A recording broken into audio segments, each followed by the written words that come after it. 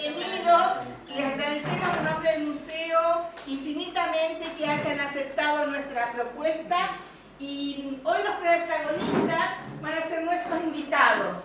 Nosotros esta vez propusimos invitar gente de más de 70 que pueda contar alguna anécdota relativa o a su trabajo o a alguna de las empresas o fábricas que hubo en Moisés Ville. Yo creo que no les va a faltar para contar alguna anécdota, y si no, algo personal, ¿sí? Siempre y cuando se pueda contar en público.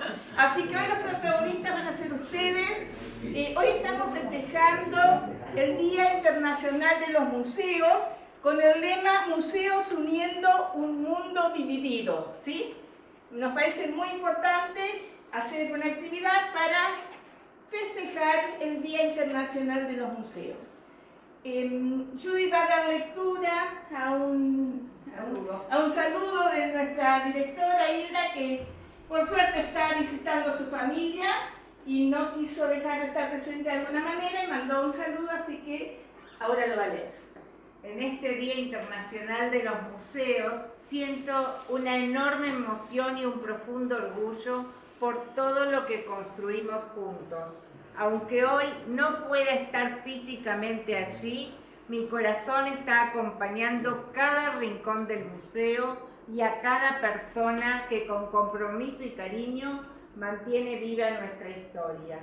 El museo no es solo un edificio, es memoria, identidad y encuentro. Y ver cómo sigue creciendo y abriendo sus puertas para compartir las vivencias de Moisés Ville me llena de felicidad y gratitud. Gracias por el trabajo, la dedicación y el amor con que representan nuestro patrimonio cada día. Estoy con ustedes en este día tan especial, celebrando a la distancia pero muy cerca en el alma. Feliz Día Internacional de los Museos, con mucho cariño y orgullo, Hilda.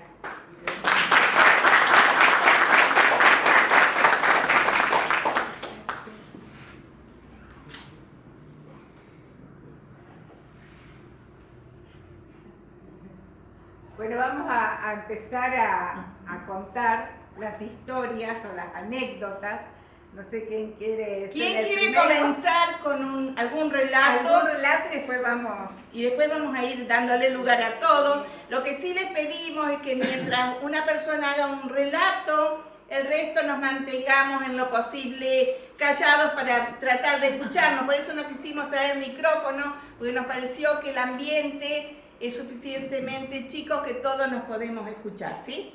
Somos todos gente educada y sabemos. Bueno, ya que hablaste, Mauricio, te damos Mauricio, ya que empezaste a hablar vos, te vamos a dar la palabra para que cuenten algo. De Moisés Ville en realidad tengo mucho para contar, pero no sé, no es el momento. Puedo contar algo mío, qué sé yo. ¿Sí? No sé qué. Puedo contar, por ejemplo, que en el año 76 tomé mi autito, mi madre y mi esposa, y me fui en viaje en auto a San Pablo, que no me resultó fácil. ¿Por qué San Pablo? Porque vivía mi tía ahí. Y entonces junté algunos mapas, algunos papeles que iba guardando con el tiempo, y me largué por las rutas argentinas, paraguayas, brasileras. En aquel entonces, de acá a esa zona no viajaba nadie. Y a mí se me ocurrió ir, bueno, fuimos de acá a Asunción, de Asunción nos fuimos a Foz de Iguazú, de Foz de Iguazú fuimos a Curitiba, nos perdimos bastante, tuvimos que asesorarnos, en fin, fue un viaje pesado, pero lindo. Tuvimos que parar por camino porque llovía, se hizo noche, paramos en un parador que no se sabe de qué era de cartón o de madera,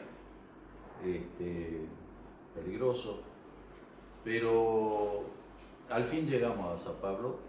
Nos estuvieron buscando por toda la ciudad durante varias horas porque nosotros no nos podíamos ubicar, no había teléfono, no había GPS. No había dónde parar para preguntar porque en Sao Paulo es una ciudad muy grande y las avenidas no tienen prácticamente entrada de calles laterales, las cerraron y entonces van por la avenida 100, 120, no te dejan pasar, no te dejan entrar, en aquel entonces, no sé hoy cómo estará la cosa. Y bueno, y no teníamos dónde parar para preguntar, para asesorarnos y la cuestión es que finalmente llegamos a la casa de mis tíos,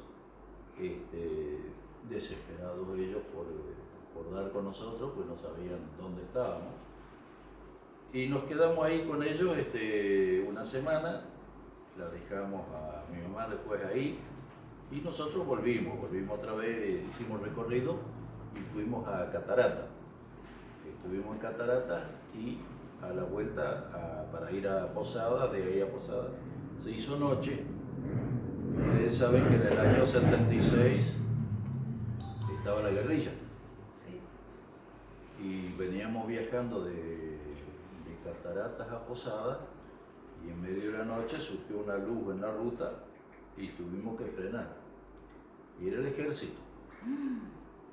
Y bueno, a punta de FAL es el fusil automático liviano, nos hicieron bajar, tomaron los datos, nos pidieron documentos de dónde veníamos, a dónde íbamos y nos hicieron vaciar el baúl. Y teníamos ropa suelta y juguetes para los chicos, y todo eso en medio de la noche había que bajar.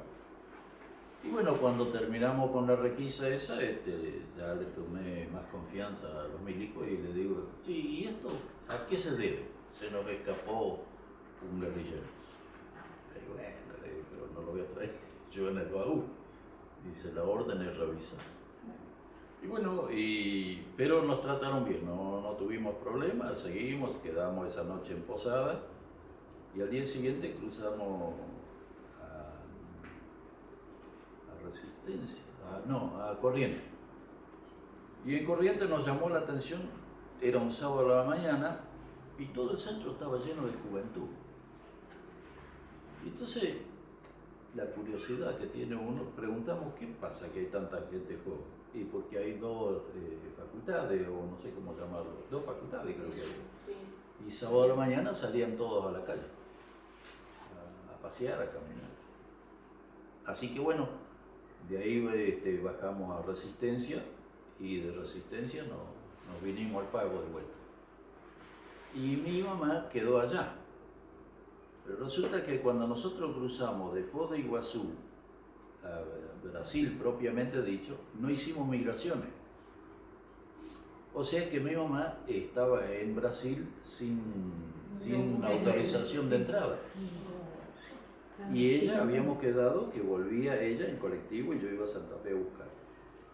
La cuestión es que no pudo sacar pasaje porque no tenía la entrada al país, no podía salir. El problema que tuvieron que buscar abogados, los muchachos de ahí, los primos míos tenían muchos conocidos, gente que andaban bien, hasta que consiguieron que le vendan un pasaje. Mi vieja volvió, pobrecita, destruida, me juró, por lo que yo más quisiera, de que nunca más va a salir del país. No, para más. Y bueno, y finalmente... Llegamos a ese dice. Anécdota de viaje. Anécdota de viaje. Gracias por escucharme.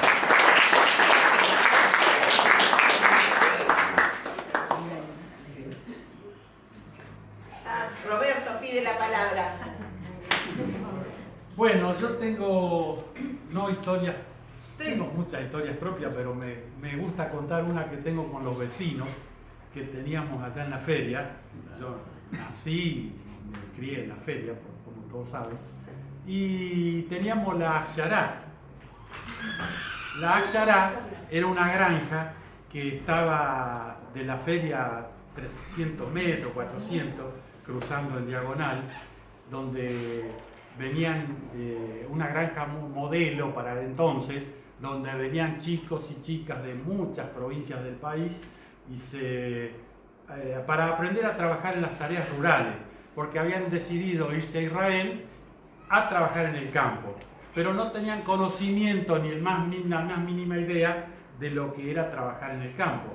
Ahí los instruían, les enseñaban lo que era el tambo, la granja, el criadero de ponedoras, todas las tareas rurales que podían hacer ellos en Israel. En alguna oportunidad tuvieron algún instructor, como ser don Marroché Meregen, que estuvo trabajando con ellos para enseñarles un poco de lo que eran las tareas rurales. Bueno, con esta gente tuvimos una convivencia hermosa porque aparte de ser vecinos, ellos le pedían muchos consejos a mi papá, que por ejemplo, cómo tratar una vaca que no podía parir, cómo poder montar a caballo, porque ellos venían y pobres, ponían el caballo así y venían corriendo y quedaban ahí. No tenían la más mínima idea lo que era saltar un caballo. Claro. Bueno, todos esos consejos, incluso de noche, a veces venían a tomar mate ahí a mi casa y a preguntarle a mi papá que los asesore.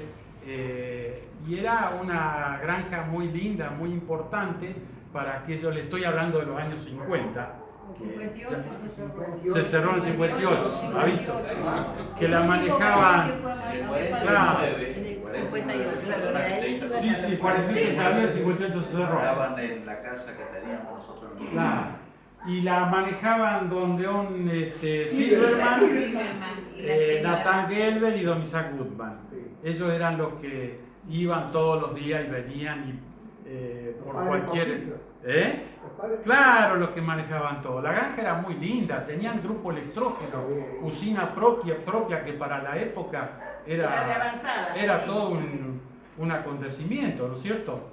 Y tenían luz para todo el establecimiento donde convivían, yo no sé si eran 30 o 35 o 25, entre chicas y varones, eran varios los que estaban ahí un año y algo, hasta que estaban en condiciones de ir a Israel. Y después vendían los productos. Los productos, ellos prácticamente se autoabastecían. Entonces lo que les sobraba de la huerta lo vendían a los comercios locales. El tambo, lo que producían, la parte de ocupar lo que ellos necesitaban, se lo entregaban a la cooperativa de Palacios, que tenía la cremería acá en Colonia Palacios. Omar más o menos se acuerda. Y la cuestión es que era muy importante porque aparte tenían las ponedoras, que también de las cuales utilizaban los huevos y sacaban pollo, por supuesto. Una caldera enorme donde tenían el agua caliente. Estaban muy bien instalados, muy bien instalados. Y los sábados, los viernes a la noche, tenían la chata, tirada por 2 caballos, que los subían todos a la chata y se venían al cine, que quedaba acá en la Cadima. Así que era todo un acontecimiento venir en la chata al cine los viernes, los sábados, cantando, pasaban todo muy, muy alegre, muy lindo. Y después otra historia es, por ejemplo, tenían el sulky para venir el sulky como este acá, para venir todos los días al pueblo a buscar los productos que no tenían en la granja. Y tenían un caballo que a veces el caballo se llamaba el gaucho, que era muy cómica la historia, porque lo ensillaban y salían para el pueblo en algo rápido para no atar el sulky, pero el gaucho no pasaba de la feria. Llegaba hasta ahí, se mandaba dentro de la feria. Bueno, lo sacaban, lo querían hacer, no, se volvía a la granja. Ese gaucho era tremendo, se aprovechaba de estos muchachos que no tenían experiencia y hacía lo que él quería. Oh, era muy lindo, muy lindo. Y el tanque también, sí, un tanque enorme que le daba agua a toda la... Y también otra historia de ellos que yo me recuerdo es cuando tenían un jefe durante un muchacho que era el jefe del grupo durante un mes, y al cabo del mes ponían otro. Ellos no tenían experiencia, pero en lo más mínimo del tema de campo, y había una vaca que al parir murió la cría. Entonces quedó el ternerito guacho. Bueno, ¿cómo hacemos a que este ternerito viva? Lo ataron en un poste y le pusieron una palangana con leche. No había caso, el ternero no tomaba. Estaba ahí, bueno, pobrecito, si era recién nacido. Y después dice, bueno, ¿sabe qué? Le vamos a botar la cabeza más cerquita. Le pusieron la cabeza enterrada en la leche, que tampoco tomaba. Bueno, ¿qué pasó? Se fueron a dormir, qué sé yo. Al otro día el ternero, duro, muerto, se ahorcó. Una ceremonia terrible que habían, el jefe decía, soy un asesino, maté un ternero. Era todo un drama, hasta que le dieron la sepultura que se merecía, le hicieron lo enterraron. Bueno, todas esas historias tan lindas que compartimos con esta gente que después, fíjate vos cómo eran muchachos con estudio, algunos no sé si estaban recibidos, otros no, pero todos venían de facultad. Y cuando fueron a Israel, le mandaron las famosas postales que existían antes a mi papá, de agradecimiento por la ayuda prestada, y tuvieron ese buen gesto de reconocerle y mandarle una postal de Israel. Así que todo esto. También nos proveían la leche cuando en la feria no teníamos una vaca en condiciones de ordeñar. Íbamos allá y ellos nos daban 2 o 3 litros de leche para que tengamos nosotros. Así que esa es una historia muy linda que siempre recordamos con mucho cariño.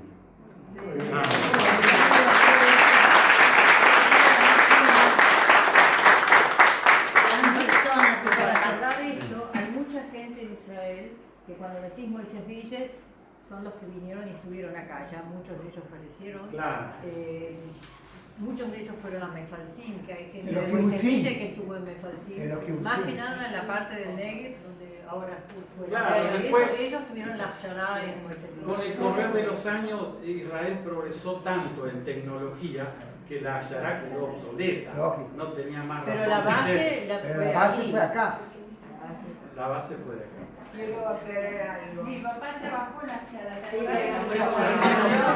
Ya no te quiero Porque él había venido Como con el título. para enseñarles. Claro. Sí, sí. Yo recién les conté. Y Sí, yo iba también todos los días, lo acompañaba a mi papá. Sí, sí. Y bueno, las chicas me llevaban a su habitación, eran chicas grandes, Claro, ¿no? sí, sí, sí. Y yo te había contado de una que me había regalado una cajita musical con una bailarina. Ah, mira. Y eso me quedó para siempre, Sí, sí. esa El cajita recuerdo. musical, sí.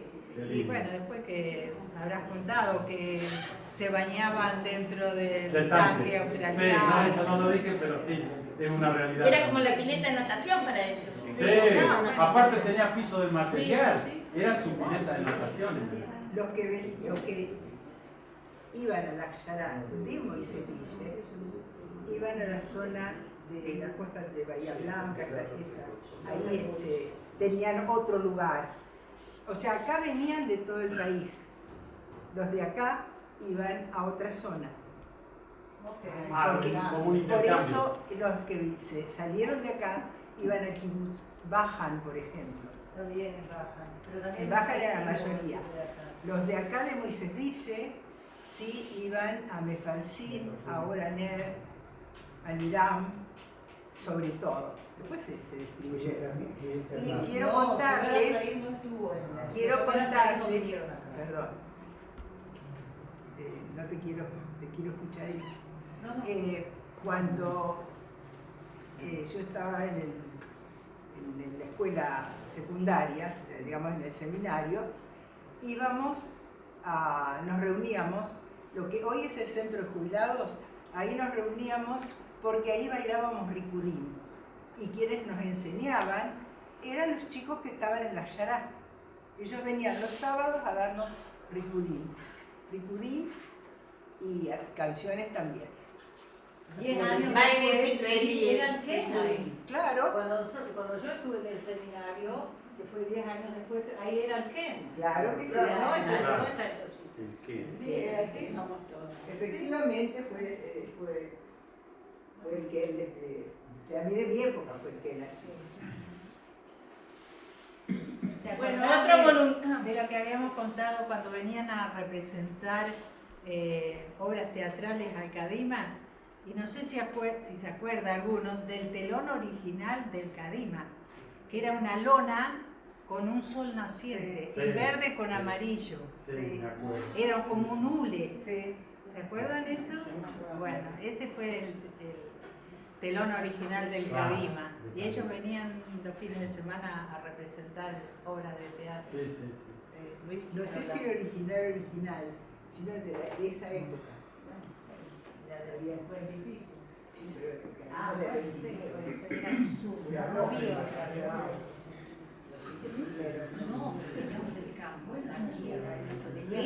Bueno, yo voy a contar unas anécdotas de la época cuando éramos estudiantes en el colegio Domingo Faustino Sarmiento. Y resulta que era un grupo y donde estaban los baños había una ventana y ahí vivía un compañero Hirschau, que todo el mundo lo conocía por Grillo. Ernesto Hirschau, y él era holandés, correcto. Y de ahí varias veces nosotros saltábamos la ventana a la mañana y nos rateábamos, cosa de estudiantes. En una mañana nos fuimos todos al Cuarto Puente a bañarnos y resulta que en ese grupo estaba también Omar Merli, que el abuelo vivía pegado al colegio. Claro. Y entonces el hombre nos vio que estaba todo un grupo de estudiantes, de chicos que nos conocían. No tuvo mejor idea que venir al colegio y le contó al doctor Losores que estábamos todos bailando. Resulta que, bueno, hizo la denuncia, cayó la policía, nos trajo a nosotros todos al calabozo, pasamos todo el día hasta que los padres vinieron a buscarnos. Eso fue una vez. Después, en otra oportunidad, hicimos lo mismo, porque atrás de la biblioteca había el ranchito y estábamos organizando un bailecito. Era justo el viernes para sábado. Y también, resulta que era todo un grupo, saltábamos siempre por la misma ventana, que daba justo ahí, y el doctor Rosores vino con el sumariante Mamú, y todo en fila india, pasamos acá a la plaza, en directo a la comisaría, hasta que nuestros padres nos vinieron a sacar. Y cuando yo estuve también en el año 67 en el seminario, nosotros entrábamos a las 4:30 de la tarde, salíamos a las 8, 8:30, y en invierno hacía frío. Entonces tuvimos la mejor idea para salir antes. Estaba, me acuerdo, Vallito Clavesco, el paraguayo, yo, Misa Berman, íbamos a los baños atrás, nos subíamos en una silla, poníamos una moneda en el portalámpara, saltaban los tapones y así nos quedábamos sin luz, a todo el mundo ir a casa. En ese momento estaba Barico hasta que nos pescó y bueno, después tuvimos semejante, tremenda, así fue la historia. Bueno, molestación. Cosa de estudiantes. Seguimos, Bernardo Muller, que nos cuente un poco la historia de su comercio. Cuento una y me voy. El comercio, contá. No, La historia de tu comercio. mi suegro hizo de taxi. ¿Sabe lo que hizo Mauricio? Siempre. Mi suegro hizo de taxista en la época del Quinoto, del 30 y pico, y le trajo a Berta Singerman a la Cadima para la poetisa. Bueno, me dice, negro, yo me fui a un bar que estaba ahí, donde está la cooperativa. Estaban jugando al truco y escupían. Yo comía girasol. Claro, está bien. No escupía. ¿Qué te va? Contá de tu negocio, la historia de tu negocio, contá rápido. Sí, sí. Sí. ¿Qué anécdota también eso? ¿No? Digamos, el negocio tiene ahora 76 años, muy seguido. Llegamos de Las Palmeras y porque había fallecido una tía muy joven, la tía Raquel, que vivía en Buenos Aires, ya fallecida también, por supuesto, y mi abuela quedó con ella sola y entonces mis padres aceptaron venir acá a Moiseville. y alquilaron ahí donde era Rice, Aarón. Don Aarón Reyes. allá. Y Gracias a Martín. al poco tiempo compró esta casa a un señor Singer, pariente de Boris Singer. Bueno, yo después lo refaccioné, pero el negocio tiene 76 años, me dice. ¿Puedo contar algo? 77, por favor? Un día fuimos con Cuca, porque viajábamos mucho juntas, a Las Palmeras, Sí. y en la casa de Arnoldo Ahí vivía. Fritzler estaba el La tengo primer que ir a buscar. cartel de Casa Zapatería Müller, Müller. y lo tenían así en la Después pared. tengo que ir a buscarlo. No me Tengo digas. que llevar, sí, lo voy a ir a buscar, lo voy a traer al museo. Y le prometo, si un fabricante de Rosario tiene la máquina de coser de mi papá, si no la vendió o la se ha hecho pomada, o se cerró la fábrica, la voy a traer al museo. La fábrica que él cosía las botas, Eli Ring. ¿Eh? Sí, acá hacía calzado para gente mayor, con todo elástico, todo planta de suela, esto no existía. Esa que dice Margot, quiero buscarla. Dice Casa Müller. Sí, Vimos sí, con sí. Cuca especialmente. Yo sabía, tengo que ir a buscarla. Andá, ¿de qué? La voy a traer al museo. Claro. O sea que Le se prometo inició que ahí. si consigo la máquina de coser, la voy a traer acá. ¿Quién? Bueno, Pancho. invitamos a Bernardino y que nos cuente la historia de la panadería. El 10 de marzo que pasó, hizo 58 años que soy panadero. Yo me acuerdo cuando se la estudié. Todas las chicas las acordamos. Y teníamos la panadería donde ahora está la casa de Merli. Ahí, claro. Ahí tiene la panadería. Estuvimos del año 58 hasta el 73, porque mi papá en 72 compró acá la esquina esta y hizo la panadería acá. Bueno, ahí se trabajaba casi toda la noche porque era una panadería chica y se trabajaba toda la noche.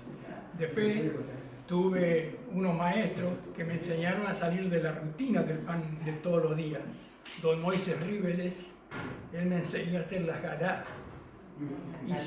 Y siempre me decía, Urban, nunca haga con trenzado de 3, la verdadera jalá es con trenzado de 4. Como se cruza uno y todo. Después, Sofía Gun fue la que me enseñó a hacer el camis. Y la hermana de Sofía, la que estaba casada con Kaplan, Mary, ella venía y me enseñaba a hacer el estrudio. Sofía también me enseñó a hacer la leica, todas esas cosas. 58 años, lamentablemente ya muchos no están, pero recuerdo que quedan de cuando estaban con Mary vive, sí, con el hijo, con Jorge hicimos el servicio juntos. Claro, vive en Buenos Aires. Sí, exactamente. Sofía, lamentablemente, los otros días que estuvieron en un canal y yo dije, me preguntaron qué me había enseñado y yo lo dije, quién era. Y ese canal lo vio Ana Mirta en Buenos Aires. Y me llama por teléfono y me agradeció que yo la puse la madre de ella en el recuerdo. ¿Cuántos años estuvieron allá? Allá estuvimos del año 58 hasta el 73. Ah, en el 73. Ya, esa casa era de Levinzona. Levinzona la casa y en la Claro, esquina había como una pista de baile que hacían baile a veces. Verde. Y ahí ya. Verde. Sí, El apellido de esa gente era Verde. Levinzona. No, antes de Antes de Levinzona. Y bueno, es el año 73 que estamos ahí. Con el camis, el strudel, la leica, yo digo la leica y el ajalá o el trenzado, como se dice. 58 años. Yo vine, era chiquitito. Historias. Y hay recuerdos, cosas que pasaron, lindas, cosas que... Una vez me llaman Pito Beresten, desde Israel, Pito de Israel, que trabaja, no sé, en un banco, no sé en qué trabaja. Y me dice, Berna, dice, ¿a qué no sabe qué estamos haciendo ahora acá? Digo, no, ¿qué estás haciendo? Estamos tomando café, dice, con Camille y strudel de tu panadería. No, eso es Adrián. Adrián. Lechón es ese mismo. Lechón. Lechón. Alguien había llevado y Ella, sí. compartían. Qué linda historia. Les comenté el otro día, pasé por la panadería. La última vez que estuve fue en julio y en agosto estuve invitada a un cumpleaños de 80 a una moisevillense, compañera de Eva, Paula Goldstein o Miriam Tau, y nos reunimos ahí con sus hermanas. Lamentablemente quedaron dos, Lucy y Marcela, la mayoría los conoce, y otras personas más que no. Pasé por la panadería y llevé camille y strudel. Y al día siguiente estábamos ahí en el lugar donde ella vive, y al día siguiente, bueno, vengan todas a tomar mate a la mañana a las 10. Bueno, voy, pongo en la mesa camille y strudel. La emoción que hubo en esa mesa, yo creo que eso fue... De acá? Yo llevé de acá. Esa fue lo más emotivo del cumpleaños esa mañana, el mate con camille y strudel de Moisés Te Vilche. voy a contar otra historia. En Miami. Ya está en Miami. Nosotros, lo de la clase, después de 40 años, todos los que estábamos en sesión destino empezamos a encontrarnos 2 veces por año. Recorrimos toda la provincia, vinieron acá los muchachos cuando estaba Jane, que nos preparó toda, cada uno busca los que les pertenece. Acá la Jane nos ha hecho el Fistifis, todas esas cosas de la colectividad. Que cada vez que nos encontramos dice, y Urban, cuando hacemos de vuelta, se murió la Jane. Y vos sabés que yo siempre les llevo camis y strudel a las reuniones. Y cuando llego dice, Urban, ¿trajiste la droga? ¿Por qué la droga? Y dice, porque empezaba a comer no puedo dejar. Entonces dice, ¿trajiste la droga? Está bien. Y recorrimos ya toda la, yo lo llevé, digo la verdad, a donde íbamos, yo siempre caminé, hicimos Moisés Ville, toda la provincia, donde hay un soldado que era, lleva ¿viste? A su lugar. Bueno, vamos a escuchar una voz femenina un poco. Sí. Sí, todos los hombres tampoco están. Luisito está viviendo en España. Yo ya estaba en Rosario y viajaba mi nieta y me dice, yo ya estaba ahí, él no sabía que yo ya estaba ahí. Digo, ¿qué te puedo llevar?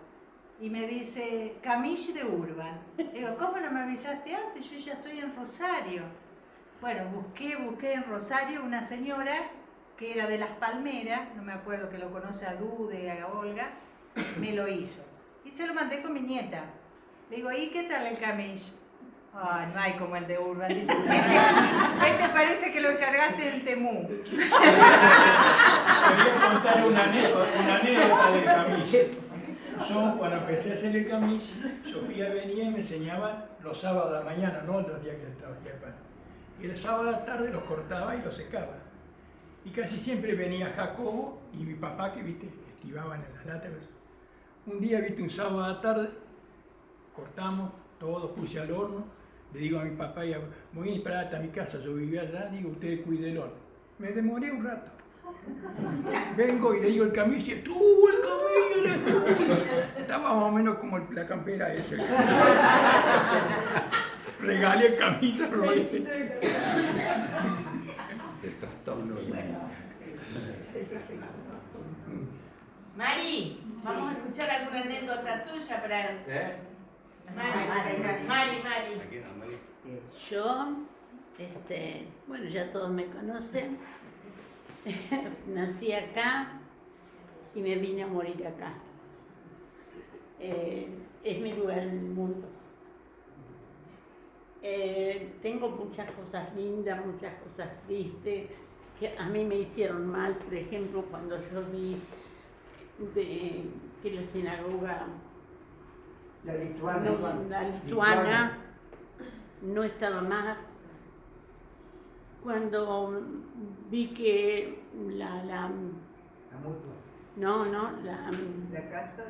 la casa de la ¿cómo era? De la administración. Sí. No estaba más. Yo ya era grandecita cuando pasó todo eso. A mí me dio mucha pena de mi pueblo, que le faltaban cosas, muchísimas. Pero también viví cosas lindas en mi pueblo. Y útiles. Sí. Yo, mis padres fueron muy buena gente, muy buenas personas, nos educaron como pudieron, y bueno, el tiempo pasó, la vida fue cambiando, fuimos grandes, cambió la vida, tuvimos nuestra casa propia, mi viejo seguía trabajando, mi mamá también, y nos dieron valores, por lo menos yo los tomé, yo. Y cada uno vivió su vida como quiso. Cada uno está casado, somos 4 hermanos y cosas tristes no quiero contar. Y entonces me fui a estudiar enfermería, fui así empleada del doctor Sechi. Un día había una vacante en la escuela técnica. Yo me anoté a la mañana y a la tarde era el sorteo. Salí primera y me jubilé en la escuela. Trabajé 26 años en la escuela técnica y fue lo mejor que me pudo pasar en la vida la escuela técnica. Porque la gente que teníamos en la escuela técnica en los viejos años, cuando yo trabajé casi 27 años acá y me jubilé en Sunchales, en una escuela primaria. Las anécdotas que teníamos con los compañeros era maravillosa. Y yo siempre recuerdo que un día, una mañana, los días viernes trabajábamos todos juntos. Y los varones que trabajaban, los muchachos, Ricardo, Bebo, Mario,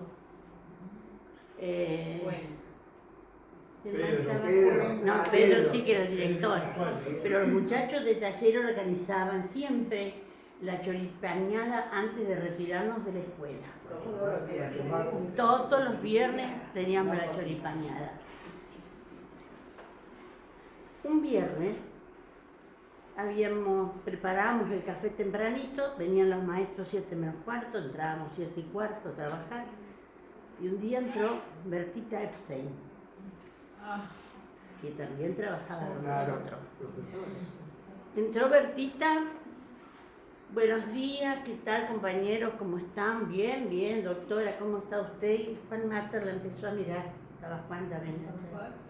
La empezó a mirar, Juancito, y dice, doctora, ¿usted me puede perdonar?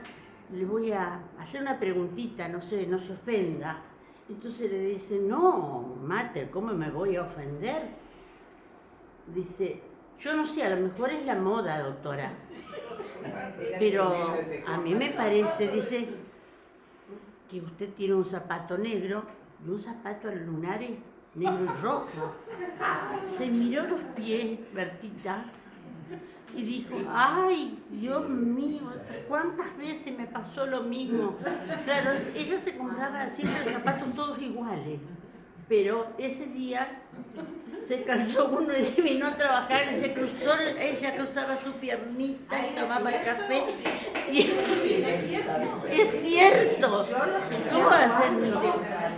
Eso era la escuela técnica. Un viernes, la última vez, para que se rían un poco. Un viernes que estábamos todos, yo estaba en la cocina preparando la leche para los chicos. Llega Bebo Levisman. Entra por el comedor y la cocinita era chiquita. Y había un hueco así que se pasaba la comida. Viene y deja una botella de ginebra. Deja una botella de ginebra parada ahí. La deja pero con más o menos hasta la mitad de ginebra. Se va, pero nadie dijo nada, Estaba yo en la cocina. Al rato llega Bebo de vuelta, agarra la botella, toma un trago. Yo lo miraba, pero no le preguntaba nada. Porque él era así como vos lo veías, era un divino Bebo en el trabajo. Empezaron a llegar, el personal iba pasando. Y entonces llega Lidia Maina, que era la otra portera conmigo, y me dice, viene Bebo por atrás de Lidia, vuelve a agarrar la botella. Y la Lidia me dice, ¿qué hace Bebo? Digo, no sé, qué sé yo lo que hace. Pues vos no lo ves cómo está tomando.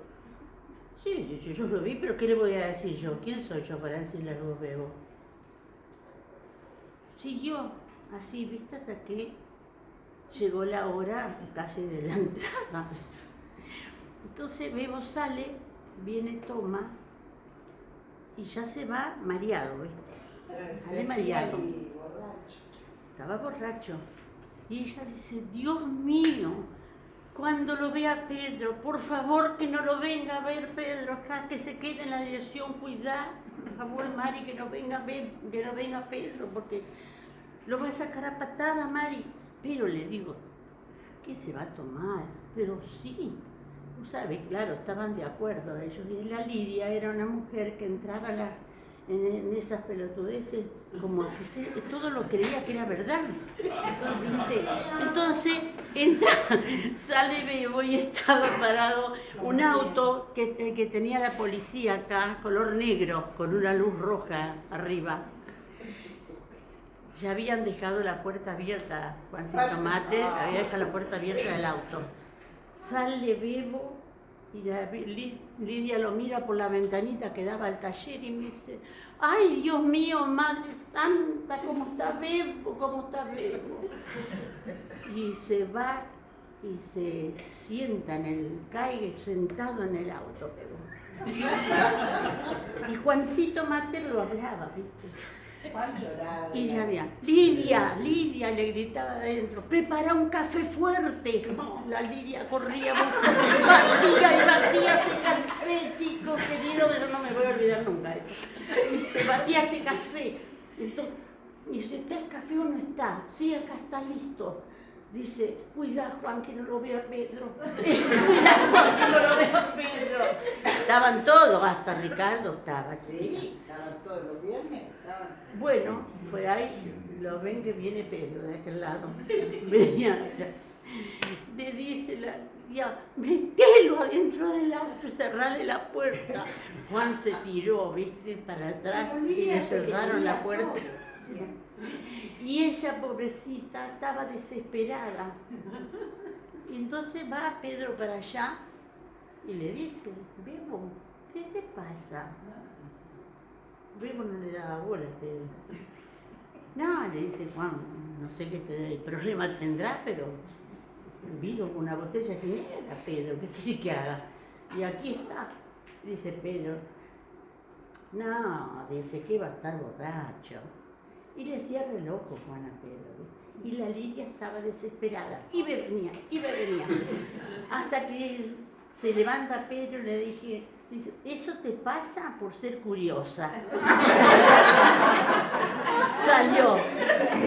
Pero no, y eso no solamente.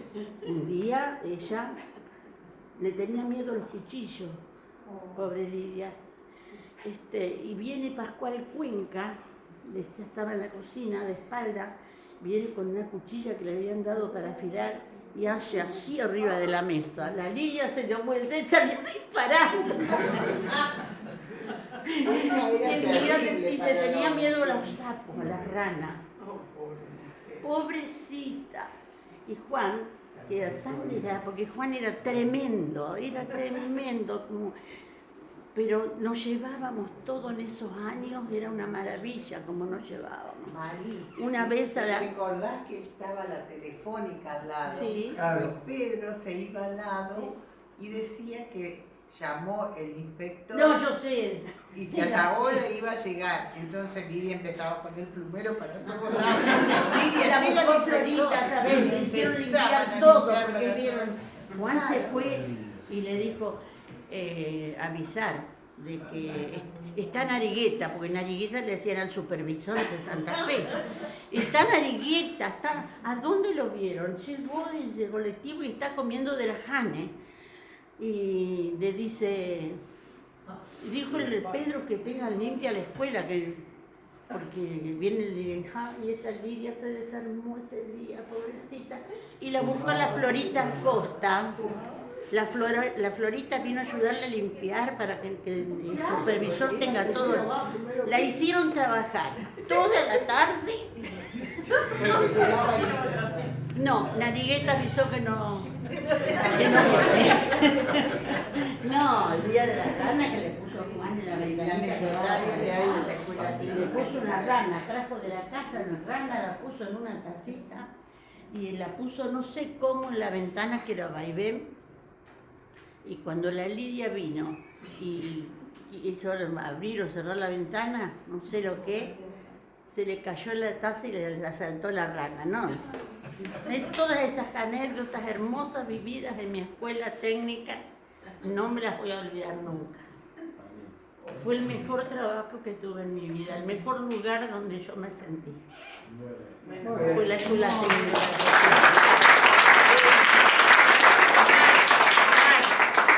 ¿Qué te puedo decir? No sé, claro, vos. Bueno, en la vida me pasaron cosas lindas. Y una de las cosas lindas fue la función pública. Yo no quiero usar la palabra política porque para mí en los pueblos función pública es tratar de estar en un lugar de hacer lo mejor posible para tu comunidad. Pero por esto quiero recordar a alguien muy sabio que fue el comienzo, y hace 43 años. Resulta que viene a mi casa, muchos lo acordarán de él, y yo quiero que esta palabra, los más jóvenes, las más jóvenes, le presten atención. Vino a mi casa don Mauricio Helmut y me dice, el lunes, no, los militares van a dar elecciones, el lunes hago reunión, y yo pertenezco a un partido, dice. No, digo, don Mauricio, por favor, no. Bueno, puso sus manos atrás, se fue. El lunes llego a esta hora, está sentado en el tapial y me dice, esta noche vas a venir. Y me dice, le digo, no, Mauricio, ¿verdad? Mira vos, pensé que eras más inteligente, me dice. ¿Por? Y porque el espacio se ocupa. Y si no se ocupa los que creo que son potables, no van a ocupar a otra gente. Así que eso grábenselo los más jóvenes, el espacio se ocupa. Eso me quedó grabado por vida. Cuando fuimos a la reunión éramos más de 40 y a todos con el mismo eslogan los convenció a todos. Ahí se dio el comienzo hasta que se llegó a la conclusión que tenía que formar la lista Armiño, Seifer, un gran amigo. Habíamos compartido ya en Palacios el Centro Juvenil de Sancor y entonces Armiño dice, acepto, pero los compañeros, los amigos, compañeros lo elijo yo. Y bueno, eligió a cada uno presente, Mauricio, Cobalqui, y ahí los dos, a ambos le dijimos, porque Mauricio dice, yo tengo el banco, yo iba al campo de mañana y volvía en la noche, pero en esa época era época de mucha lluvia, y entonces los días que no podía ir al campo, me iba a la comuna y aprendí mucho. Armiño, una gran persona, y bueno, después, cuando me buscaron para encabezar la lista, yo dije que no, y le dije a Chiche, prepará la valija, nos vamos, porque al día después había que firmar. Bueno, tenía el coche afuera, con la valija cargada, me iba, no quería aceptar, no me pudieron convencer. ¿Quién llega? Luis Estray y el doctor Juan. El doctor Juan era más psicólogo, me sacó la llave y me convenció. Bueno, y así comenzó, ahí tuve, bueno, muchas satisfacciones, también amargura. También quiero recordar a alguien que también hizo mucho por este museo y que fue una gran compañera, una gran amiga, una mujer mucho mayor pero extraordinaria, que es Golde. Quiero recordar lo que ella era, no sé, mi mano derecha. Así que bueno, esa la vida fue linda. Y bueno, después volví a lo mío. Volví a lo mío después de los años, pero la función pública fue linda.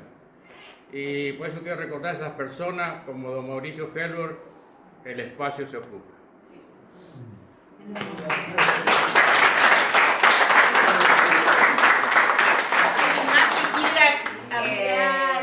Susana, ¿querés contar de, porque no encontramos gente que hizo la escuela hogar? No tenemos testimonios.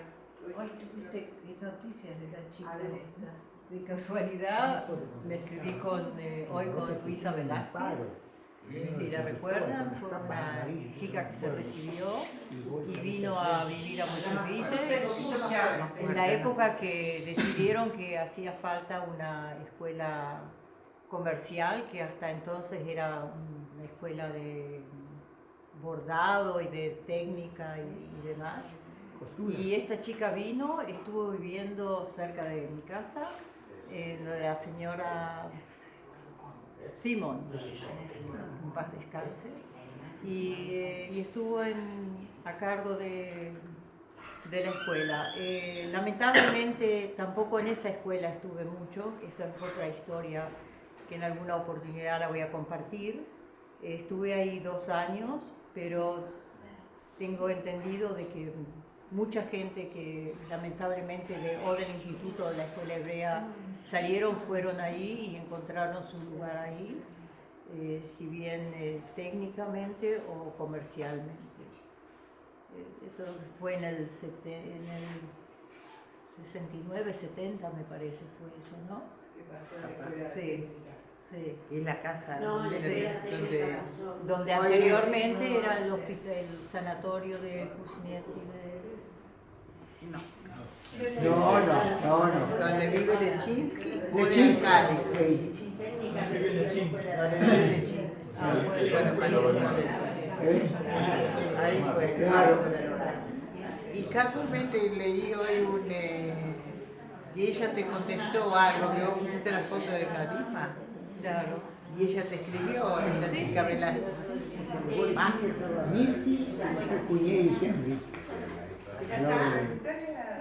Marcelo, ya que te tenemos, quisiéramos que cuentes algo de tu papá, si puede ser. Bueno, buenas tardes a todos, les agradezco la invitación. La verdad que es un momento muy agradable que cada uno de los ciudadanos del pueblo puedan expresar sus historias. Hubiera sido muy importante que mi papá hoy esté acá, porque él tenía mucha historia y contaba y hablaba y tenía vínculos con todo el pueblo. Es muy difícil expresar alguna anécdota después de todo lo que contaron ustedes con tanta historia. Lo único que yo voy a hacer es le voy a dar una devolución. Para mí, hoy como presidente comunal, es muy importante que el pueblo acompañe y que todos ustedes estén acá expresando sus historias, porque ustedes son los protagonistas en este momento de la historia de nuestro pueblo, que es tan importante a nivel local y a nivel mundial, porque estamos recibiendo gente permanentemente del mundo. Y por último, quiero agradecer a todo el equipo del museo, que permanentemente están trabajando y de una manera impresionante, están dando respuestas, que hacen este tipo de reuniones, que es muy importante para toda esta gente, porque hay mucha gente de tercera edad hoy acá presente y que puedan contar su historia. Y también les quiero agradecer, porque también son parte mía, porque acá más de uno de los presentes fue mi maestra en la primaria Judy en la escuela hebrea, Nelia, compañeros de trabajo Luis, Mauricio. Entonces, qué importante es que entre todos podamos construir una historia tan linda como la de nuestro pueblo. Así que muchas gracias a todos. Seguimos trabajando por esta gran historia que nos pertenece y construyendo un futuro a nivel mundial. Gracias a todos. Pero hay que cuidar el Marcelo,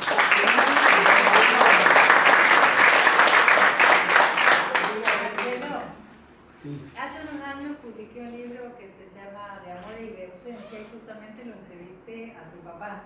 Ah, Y él bueno, yo te voy a regalar un libro de eso. bueno. Justamente él narraba cómo empezó a trabajar como policía. Después tenía una memoria impresionante. Y a su vez, cómo empezó a trabajar con el tema de las lápidas, el grabado de las lápidas y la bicicletería. O sea, que cómo iba combinando los trabajos, dónde empezó. Eso fue muy interesante y yo te voy a hacer llegar el libro. Bueno. Lo mismo que escribí sobre la mamá de Mari. Tengo el libro. Y ahí en ese libro, Lidia, en ese libro hay muchas historias. Pero yo te voy a contar, Sí. Marcelo, una pequeña anécdota que tenemos con tu papá y con tu mamá. Cuando tu papá tenía la bicicletería con Norberto Roldán, él se había casado ya y tenía la mamá. Y yo era muy amiga de tu mamá cuando éramos muy jóvenes. Después yo me fui. Ella, a la noche, cuando tenía mucho trabajo, se ponían un día Norberto y él, bueno, hoy venimos a trabajar, tenían sobre la calle, como ya no está más, donde está ahora más o menos Pastora, por ahí tenían la bicicletería ellos. Entonces falleció tu abuela, ¿viste? Y bueno, se le atrasaron el trabajo y empezaron a trabajar de noche. Un día me dice, Betty, vos sabés, Mari, que hoy voy a estar, me quedo sola, y porque se va Beto a trabajar. Me dice, tu mamá no te dejará venir a quedarte acá conmigo. Digo, no sé, porque mi mamá era muy severa. Cuando yo era joven era tremenda mi mamá. Y ella fue a preguntarle y mi mamá le dijo que sí. Bueno, llegamos, comimos algo, él vino tarde, como a las 12 de la noche, yo me quedaba a dormir con él, con la Betty. Bueno, Mari, ya te preparé la cama en la pieza acá al lado. Le digo, ¿qué? Le digo, ¿en la pieza donde murió tu suegra? No, querida, a mí llévame a mi casa de vuelta. Yo no me quedo acá. Dice, ¿pero cómo? Dice, Beto, Mari, te vas a ir a esta hora. No, perdoname, yo no me quedo a dormir. Dice, bueno, dormimos los tres en la cama grande. Dormimos los tres en la cama grande. ¿No? Entonces, ¿qué hizo? Primero se acostó Beto, después se acostó la Betty, y después me acosté yo. Estaba Beto, la Betty y yo dormimos toda la noche.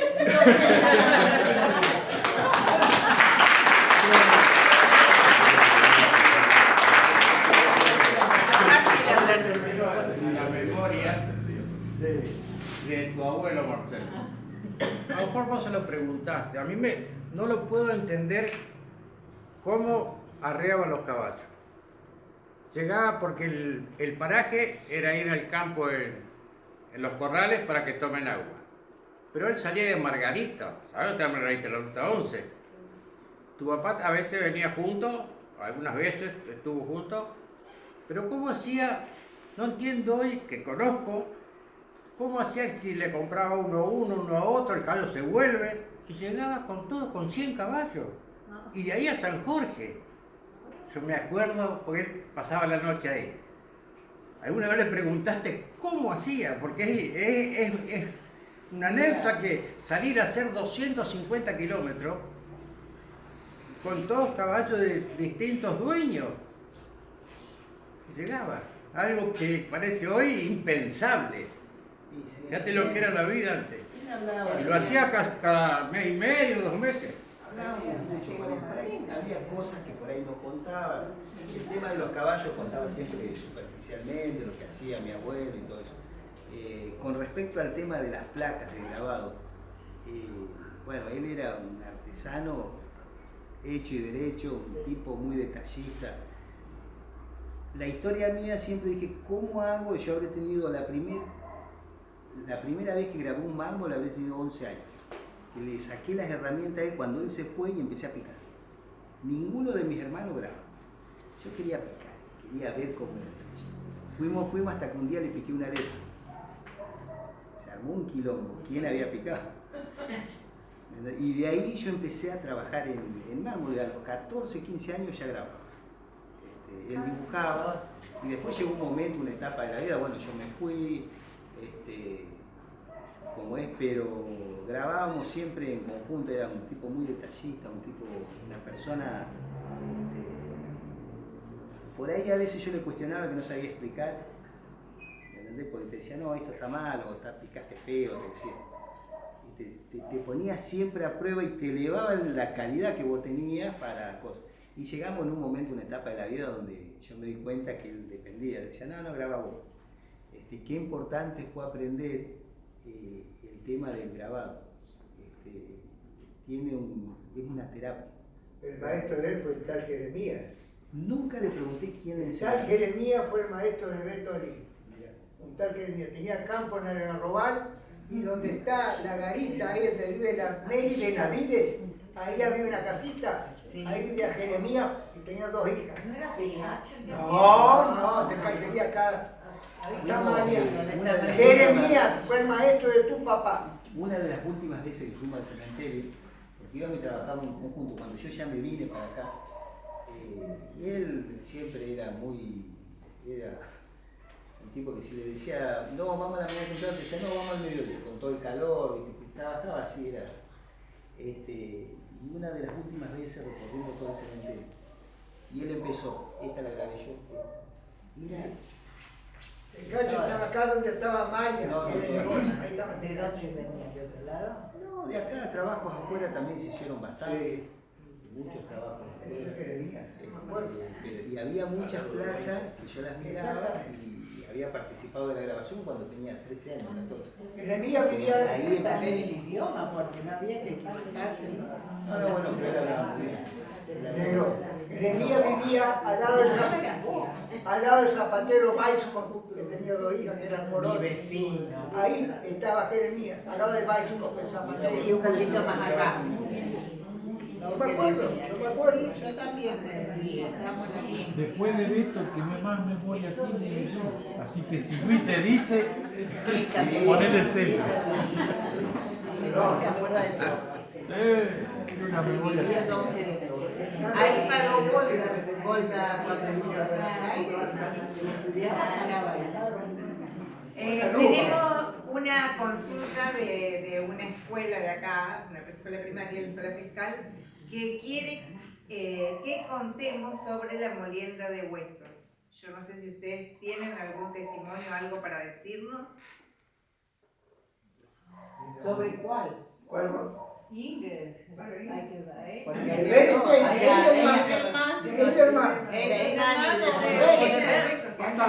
Vos, Luis, que sabes de Eidelman. ¿De Eidelman también Marta sigue, por lo menos. Estamos esperando que vuelva Marta para que nos pueda Claro. hablar. Estaba el molino de Marta de Eidelman. Está enamorada de las tortugas. Después estaba lo de Benete. Sí, claro, muchos años después fue lo de Benete. Pero la molienda de Eidelman estaba en nuestra calle, que aún se ven las máquinas súper antiguas que están en el patio y todo abandonado, por supuesto. Añares, no sé hasta qué año funcionó, pero que funcionaba.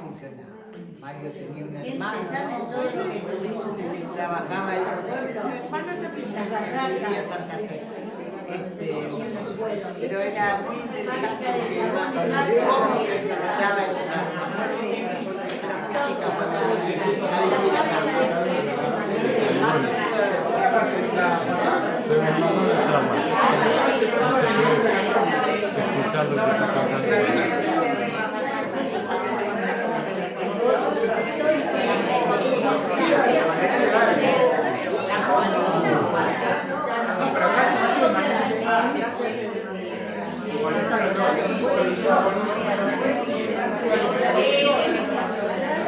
¿Alguien quiere contar algo más? Lidia, ¿vos quieres contar algo? No, ¿qué puedo contar? Del seminario únicamente. Así que somos todas. A los jóvenes, cuenten Era cuando cachorrada, que pasaron de la la historia de Moisés Ville. Cuando hacían en la ¿Te acordás de la fábrica que había acá de Las caramelos? Algo dulce. ¿Cómo no me voy a acordar si mi tía Chola, que era la mamá de Mónica, trabajó en la fábrica de caramelos para... ¿Me podés contar si te acordás algo de eso? Junto con la mamá de Marcelo Carabolti. Marcelo Jarosky. Delia Jarosky. La Delia trabajaba con la tía Chola. Tito. Yo de Yardó me acuerdo. Sí, trabajaba con mirá lo que quiero de Los primeros viajes que vine con Alex, no sé con quién habló en inglés. Cuando volvimos a casa me dice, ¿sabes que Moisés Villa había una fundición de hierro? Bueno, yo no sabía. No sé tampoco quién le contó eso, con quién habló. Había una fundición. Hay que buscar quién te puede contar. Había una vez una fábrica de juguetes de madera, eso me acuerdo yo. Y nosotros, La fábrica de no sé dónde ahora está armada, cuando estaba por ahí, entonces empezaron a tirar abajo esa casa y nosotros estábamos yendo a la escuela hebrea por ese caminito. Entonces nos pusimos re contentos porque todos podían sacar un juguete de madera de no sé qué año. Ahí había uno de ellos con rueditas, caballitos con las hojitas. Al lado de mi casa había una Y la fábrica de hielo. También Fábrica de machaca. Ahí donde estaba la carpintería Sapsuk, estaba la fábrica de hielo de Bernardo Schumann. Ese era el dueño. Quería saber yo. Llegar a ese salón porque no sabía antes de los Papá de Lidia.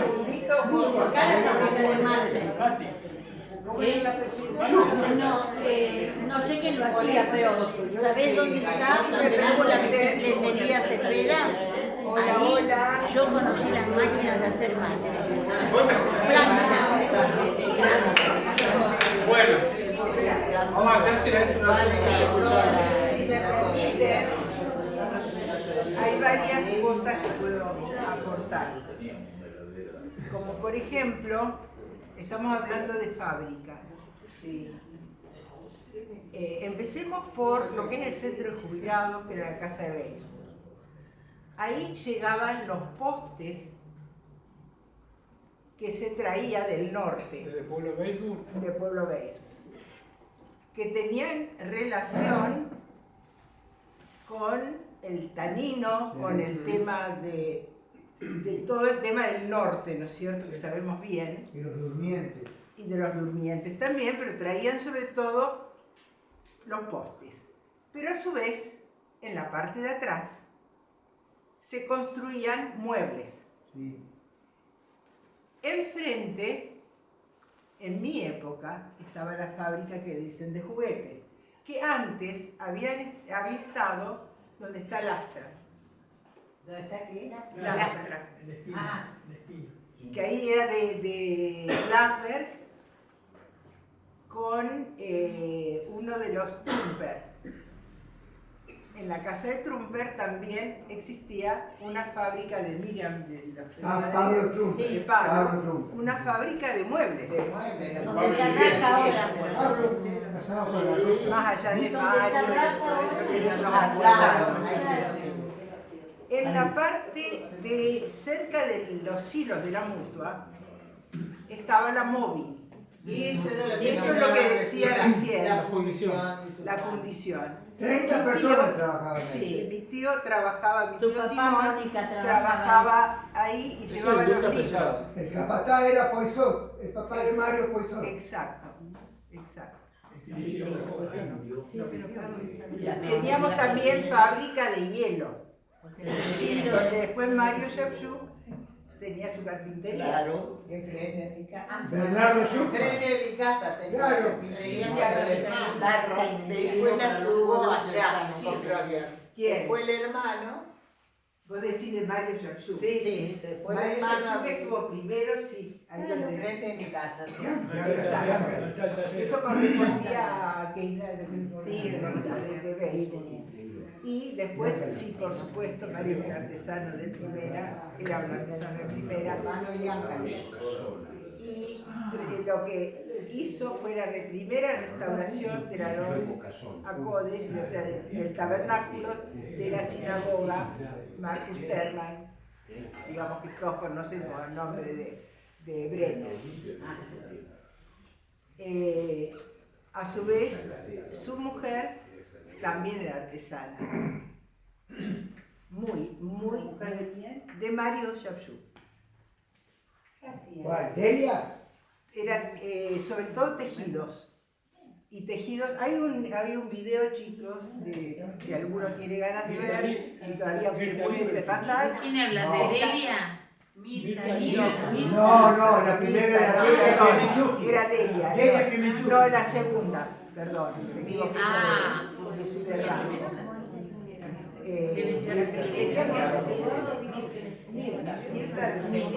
esta hacía la que era más maravillosa para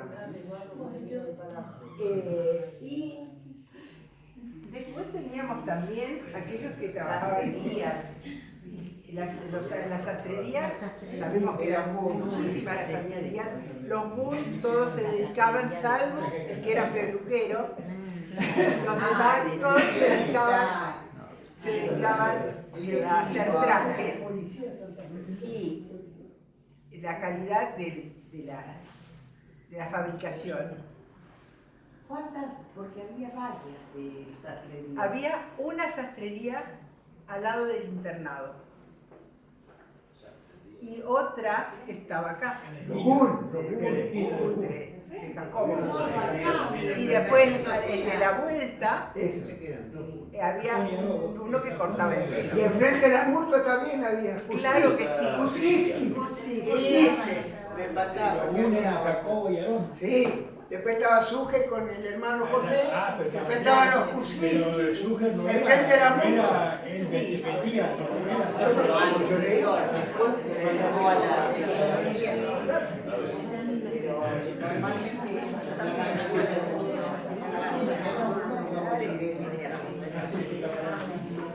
Después había tabaquería.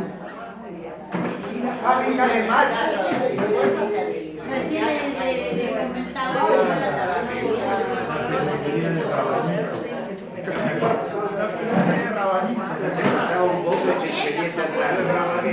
No se vayan, van a poder degustar las cosas típicas. Recién empezamos.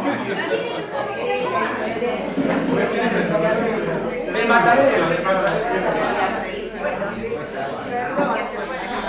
Si hay alguno que pueda hablar del matadero conociendo.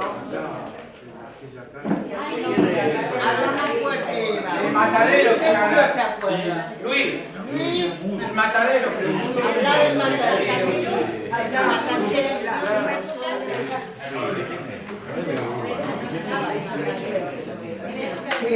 ¿Qué vas a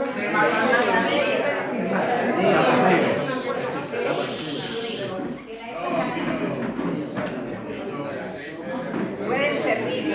Ahí se levantó.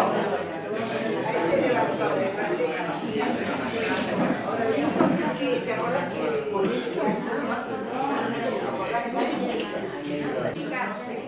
sí, pero sí que había anécdotas como la gente comía carne kasher y estaban los rabinos que sabían carnear, carneaban y daban prioridad a todo lo que era y abastecían a todas las carnicerías. Estoy hablando yo puedo hablar de la década del 50, hablo del 40, 50, sobre todo 50 de adelante, que pues tengo noción de las cosas, ¿no es cierto? Se vendía carne kasher y la gente venía, porque claro, podía salir que una parte del animal se come, se consume, la comunidad consume una parte y la otra parte se vendía también. Pero venía gente que decía, nosotros queremos carne kasher. No eran judíos, pero venían a comprar carne kasher porque sabían que se revisaban los pulmones y el animal era sano. Porque si no, no se gente de acá sabe lo que es calle. Eva, y llevaba la gallina. Perdón, tenés llevaban las gallinas y todo para que los Todo, sí, eso también. la comida de la mamá. Quiero aclarar, fíjate, como no todos saben, carne que se puede consumir de acuerdo con la Biblia se dice carne kasher, de acuerdo con los designios, los preceptos. Cumpliendo los preceptos, se carnea con un corte muy apto para el rápido, que es apto para el consumo. Tenía que estar rosado. Un solo corte. Un solo corte que la cura el animal. Supervisaba el matadero. Ahí está. El monigote. ¿Por qué no escuchas? Estando así, acompañaba, no sé si se acuerdan, ahí donde era la casa de Don Ray. Perdón que te lo... Sí. No era un rabino, era un casán, no sé. Que... Un yojeta a lo mejor. Usted, no sé, pero... mis hijos sabían compartir con los chicos de ellos. Y lo llevaban a cabo, ¿no es cierto?, en el carrito, para ver el animal, y era un solo corte, como se llama. Sí, para que se desangre rápidamente. A lo Y mejor acá,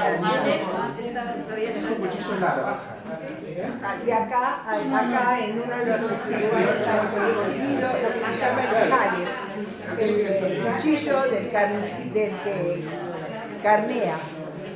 En una de las vitrinas hay un cuchillo de carne. El sujeto. Cuando... También carneaban, como dices, sobre todo gallina, después haber También cuando se faenaba, Eva, cuando se faenaba, creo que si bien no me equivoco, se faenaba los jueves, por ahí esas son anécdotas que escuché, los que trabajaban en el matadero eran toda la familia de los Piñardelli. Y ellos, los últimos que estuvieron, y ellos despostaban, y las achuras y todas esas cosas no se comían, porque acá en Argentina eso antes se regalaba, no tenía ningún valor. Entonces toda la gente se abastecía de achura, mondongo, hígado, todo las vísceras, las menudencias, y todos comían proteína. Yo no tengo vergüenza de decir que yo habré tenido 8 años, nos venimos del campo, vivir acá al pueblo, la casa de Sexer, que estaba de la esquina del cementerio cuando doblaba la derecha por allá.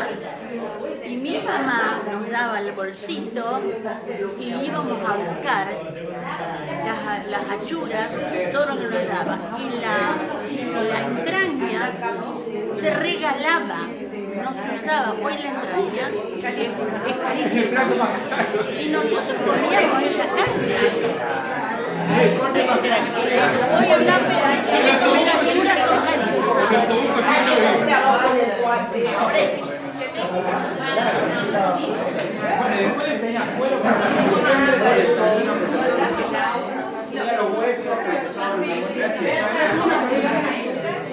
Bueno, quiero agradecerle en nombre de todos los presentes a la comisión que organizó del museo por esta hermosa actividad para nosotros, algunos más jóvenes de los que contaron sus anécdotas, nos sirvió.